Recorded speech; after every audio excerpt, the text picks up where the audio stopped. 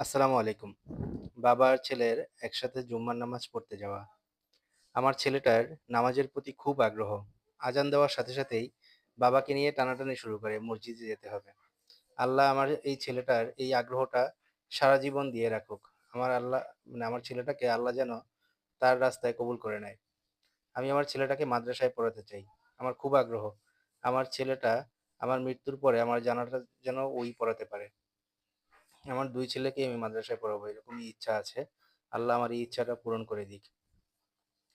আমাদের বাসার কাছে আজকে একটা ওয়াজের ব্যবস্থাও হচ্ছে।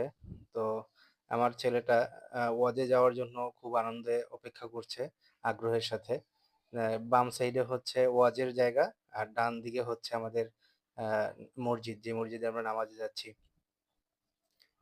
আজকে হয়তোবা এই জুমাটাই আমাদের এই মসজিদের শেষ জুমা। রাফি এইদিকে না, ডান দিকে। ও হচ্ছে ওয়াজের জায়গাটায় আগে চলে যেতে চাচ্ছিল নামাজে যাওয়ার রাস্তা বাদ দিয়ে। তো আমি হচ্ছে সেটা দেখিয়ে দিলাম যে ওইদিকে ওয়াজের জায়গা, মসজিদটা আমাদের ডান দিকে। এই জুমাটাই হয়তোবা এই মসজিদে আমাদের শেষ জুমা। কারণ আমরা আগামী শুক্রবারে আমাদের নতুন বাসায় চলে যাব। তো এই মসজিদে হয়তোবা আর নামাজে আসা হবে না।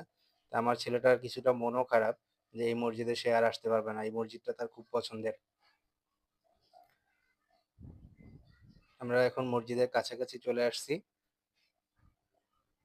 ভালো থাকবেন সবাই। দোয়া করবেন আমাদের জন্য। আমাদের